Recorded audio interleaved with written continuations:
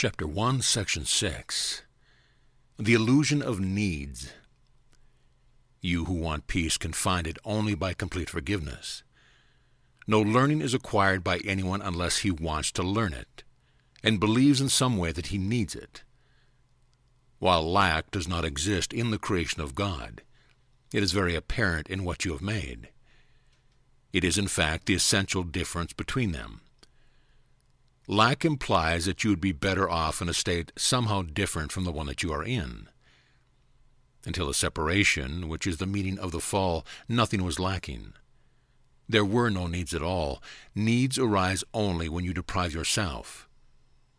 You act according to the particular order of needs that you establish, and this in turn depends on your perception of what you are. A sense of separation from God is the only lack you really need correct. This sense of separation would never have arisen if you had not distorted your perception of truth, and had thus perceived yourself as lacking. The idea of order of need arose because, having made this fundamental error, you had already fragmented yourself into levels with different needs. As you integrate, you become one, and your needs become one accordingly. Unified needs lead to unified action, because this produces a lack of conflict. The idea of orders of need, which follows from the original error that one can be separated from God, requires correction at its own level before the error of perceiving levels at all can be corrected. You cannot behave effectively while you function on different levels. However, while you do, correction must be introduced vertically from the bottom up. This is because you think you live in space, where concepts such as up and down are meaningful. Ultimately, space is as meaningless as time, and both are merely beliefs. The real purpose of this world is to use it to correct your unbelief. You can never control the effects of fear yourself because you made fear, and you believe in what you made.